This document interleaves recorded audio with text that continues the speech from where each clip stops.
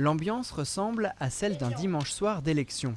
Pour être élu au conseil municipal des jeunes, ces Mertz-Villerrois ont tout fait comme les grands, à commencer par le dépôt des candidatures le 23 mars, puis la campagne avec création des affiches, meeting devant les camarades et le vote en mairie.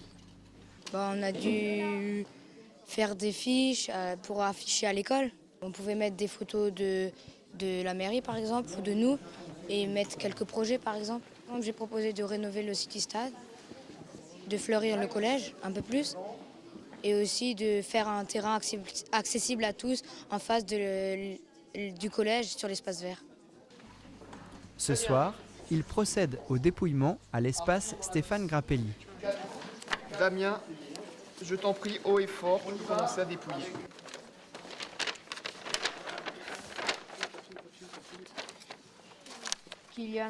Kylian. CM1, CM2, 6e et 5e, 4 élus de chaque niveau sont sortis des urnes. Le mardi 17 avril, ils sont installés dans leurs fonctions à la mairie. Je crois que c'est aujourd'hui un moment important pour vous, jeunes élus du conseil municipal des jeunes de Mertz-Villers. Et je vous félicite encore pour votre brillante élection qui marque la confiance que vos camarades de classe, ont pour chacun de vous. Moment solennel, à l'appel de son nom, chacun reçoit un emblème, une cocarde tricolore qu'il porte fièrement à la poitrine. L'ordre du jour se poursuit, ils se donnent rendez-vous très bientôt pour commencer leurs travaux. Dès ce lundi, ils ont été à Strasbourg avec le réseau d'animation intercommunale pour voir les institutions européennes et rencontrer les autres conseillers juniors du territoire. Dans le secteur, 6 villages ont un conseil municipal des enfants comme à Mertz-Villers.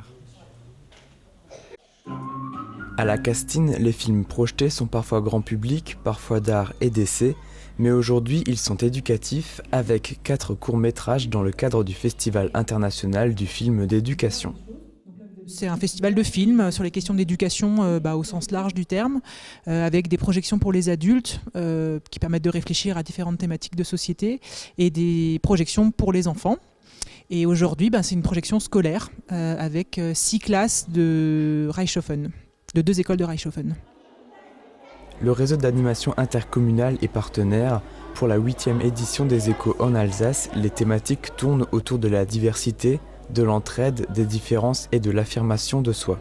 Les animateurs du réseau, formés par le CMEA, ont travaillé avec les écoles de Reichshofen.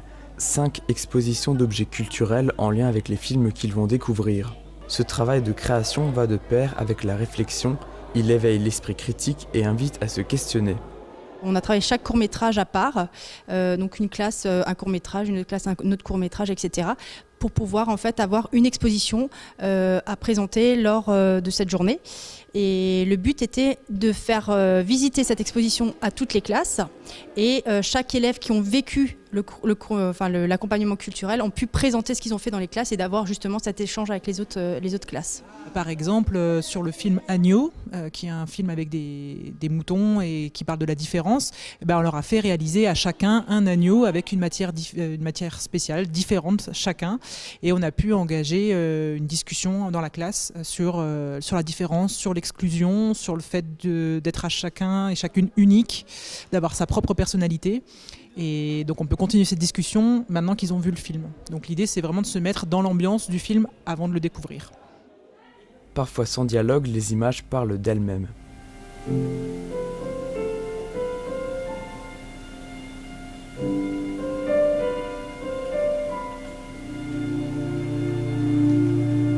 La musique et le scénario font passer des émotions. Entre chaque court-métrage, les enfants réagissent et peuvent en tirer une morale. D'après vous, le changement de couleur que vous voyez dans le film, ça correspond à quoi? Ça signifie quoi? Ça veut dire quoi? À la joie. Quand ils sont tristes, ils sont gris. Et quand ils sont joyeux, ils sont de couleur. Le Festival international du film d'éducation sera reconduit l'année prochaine avec toujours le même objectif, éduquer à travers l'art. À Oberbronn, la rue de Born est en travaux. Depuis plus de 50 ans, les réseaux étaient en place dans les sols de ce quartier. On a fait un espèce de check-up sur l'ensemble du village pour mettre en place un plan de maintenance préventive. Et on a commencé par donc le quartier au nord, là, parce que c'était un des premiers quartiers qui a été fait. Et on a donc fait une exploration par caméra. Et on s'est rendu compte qu'il y avait des dégâts énormes. Surtout qu'on avait de plus en plus de ruptures de tuyauterie, etc., etc. Tout est maintenant aux normes. Les réseaux d'eau et d'assainissement sont refaits et la régie a installé de nouveaux câbles électriques et la fibre. Rue de la Poste, les pavés ont été remplacés. C'est beaucoup plus pratique pour les personnes à mobilité réduite et les poussettes. Comment dirais-je, les pavés, ça posait problème et puis ça coûte cher au niveau maintenance. Bon, maintenant, on a trouvé un procédé pour les fixer un peu plus solidement. Enfin, on va voir ce que ça donne à la longue. Mais les pavés ne pouvaient pas être enlevés partout, d'autant que d'autres gros travaux devenaient nécessaires concernant les sources d'eau. L'une était complètement tarie l'été dernier. La source supérieure donne maintenant 35 mètres cubes par heure. La source inférieure, éboulée, est en travaux. On est obligé de tout casser, enfin, pelleteuse, grosses machines, etc. Et donc on va chercher la source, là. Et puis après on va essayer de la canaliser, on va faire un bâtiment en béton pour protéger en fait la source, là. On va la sortir pour pouvoir l'amener vers l'extérieur. On va aménager une plateforme de maintenance pour faire des prélèvements, pour voir comment, pour la nettoyer, etc. Si les travaux de la source supérieure n'ont coûté que 15 000 €, ceux de la source inférieure vont coûter plus de 250 000 €. Dans les années à venir, il faudra réviser le forage, moderniser l'éclairage public avec des LED et améliorer la station d'épuration qui date de 1976. Des études, des investissements pour aboutir à la meilleure solution. 1 km de ligne à haute tension enfouie en un jour.